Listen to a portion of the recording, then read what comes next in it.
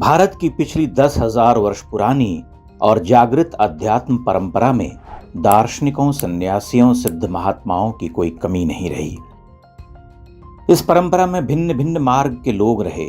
एक धारा शास्त्रीय चिंतकों की रही, जो पारंपरिक गुरुकुल शिक्षा पद्धति, स्वाध्याय, चिंतन मनन से आगे बढ़ी। दूसरी परंपरा इन गुरुकुलों से परे स्वतंत्र सिद्धि और साधना की रही। कुछ राह चलते फकीर भी हुए, जो अपनी अचूक दृष्टि से भारतीय जीवन धारा को देखते समझते रहे। इन सभी अलग अलग परंपराओं की अनेकानेक शाखाएं भी होती रहीं, लेकिन एक बात सामान्य रूप से देखी गई, किसी ने शॉर्टकट से सिद्धि नहीं पाई। किसी ने स्वयं को अवतार भगवान घोषित नहीं किया। कोई महल और 5 सितारा राज प्रासादों में नहीं रहा। सभी बड़े चिंतक, साधक, सन्यासी, शंकराचार्य कठोर जीवनानुशासन से बंधे रहे। कुछ अन्य पंथ के लोगों ने इन सब को नहीं माना। वे अपनी राह चलते रहे। कमोबेश यही स्थिति 20वीं शती के प्रारंभिक समय तक रही। रामकृष्ण से रमण महर्षि तक उदाहरण बनकर हमारे सामने हैं। यहाँ तक कि नीम करोली बाबा का जीवन भी देखा जा सकता है। वही एक कंबल लपेटे हुए दीख पड़ते हैं। ऐसे ही अनेकानेक लोग हैं। भारत की कथित आजादी के बाद नई धारा के चिंतक और स्वामी जी प्रकट होने लगे, जो एक ओर अकादमिक चिंतक होने का स्वांग भी करते, दूसरी ओर अध्यात्म साधना सिद्धि की दुकान भी सजाते। उन्होंने समझाना शुरू किया कि तुम कैसे 5 स्टार सिद्धि पा सकते हो, कैसे पूरी कर्मकांडीय परंपरा का उच्छेद कर संभोगरत रहते हुए समाधि तक पहुंच सकते हो, कैसे चिलम चरस फूकते हुए उद्घोष कर सकते हो, खोल पलक देख दुनिया की झलक, जय बाबा कैलाशपति, भोले की फौज करेगी मौज, जो भक्त हो महाकाल का, काल उसका क्या करे, आदि आदि नारे आप सुन सकते हैं। कैसे हर दार्शनिक परंपरा का मंडन और फिर अपनी सुविधा से हास्यास्पद खंडन कर सकते हैं। कभी भी किसी देवता ऋषि का उपहास कर सकते हैं। कैसे अपनी बात मनवाने के लिए हजारों झूठी कहानियां गढ़ सकते हैं। अपनी आध्यात्मिक सांस्कृतिक परंपरा से उखड़ा हुआ हताश देश इन बाबाओं की ओर देखने लगा, क्योंकि देखने के ऊंचे प्रतिमान रहे नहीं। रहे भी तो नेहरूवियन आइडियोलॉजी में समेट दिए गए, हाशिए पर धकेल दिए गए। बाबा फलने फूलने लगे। ये चमक, ये दमक, फुलवन में महक, सब कुछ सरकार तो वहीं से है। चमक दमक के साथ सुंदरियों की गमक, एक तरफ भोग, दूसरी तरफ समाधि, साधना, ज्ञान, मुक्ति। इससे बढ़िया और मनभावन क्या हो सकता था।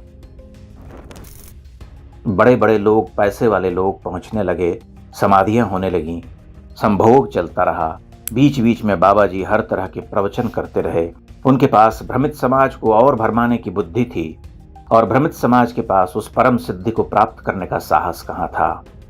उस रास्ते पर चलना दुस्साध्य था। यही रास्ता निरापद था। बाल बढ़े, दाढ़ी बढ़ी, गले में भगवान की माला, ऑडियो कैसेट, वीडियो कैसेट, नाच गाना, जीवन में मुक्त निर्भर होने का मंत्र। भोगो पर भार न रखो, निकल जाओ। कोई आत्मावलोकन, आत्मनिंदा, भर्त्सना नहीं। यह हिंदुओं के आत्मावलोकी स्वभाव पर सबसे भयंकर आघात था। इसने एक नया रास्ता खोला। फिर तो रास्ते ही रास्ते खुलते गए। बाबाओं की दुनिया चल पड़ी। भांति भांति के बाबा जन्म लेने लगे। कुछ ऐसे बाबा भी जो लोगों को धर्म से दूर ले जाकर धर्मांतरण गिरोहों के चंगुल में पहुंचाने का काम करने लगे। धृष्टता इतनी बढ़ गई कि लोग खुलेआम समोसा खाओ और कष्ट भगाओ के मंत्र का पाठ करने लगे। लोगों ने दिमाग नामक पुर्जे को खोलकर ताखे पर रख दिया। अपनी परंपरा और शास्त्र से वह पहले ही विमुख हो चुका था। उसने ऐसे बाबाओं के चरण पकड़ लिए।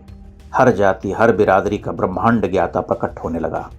आप लाख मना करें, लेकिन धर्म और अध्यात्म को बाजार बनाने, सब कुछ करते हुए उससे अस्पृष्ट निकल जाने की सीख श्री भगवान जी ने दी। उन्होंने नाला खोदा। अब विकराल नाले बह रहे हैं, कीड़े बज बजा रहे, कीर्तन हो रहा, जूतम पैजार हो रही। अपने अपने इष्ट देव के साथ राजप्रासाद जैसे आश्रमों में रहने वाले बाबा हर दिन लाखों करोड़ों लोगों को ज्ञान दे रहे। हम ज्ञानामृत का पान कर अघा रहे। यह समझना कठिन नहीं कि आश्रम में भगदड़ और दुर्घटना के बाद बाबा जी का भाग जाना क्या संकेत करता है। कोई भी कथित साधु संत महात्मा अपने भक्तों की दारुण मृत्यु पर भाग जाए तो यही साबित होता है कि वह बड़ा भारी मक्कार है।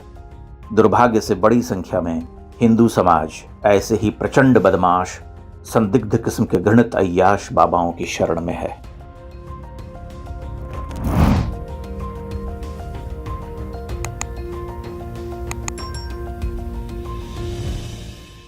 इंडेक्स ऑनलाइन के वीडियो समाज को समर्पित हैं।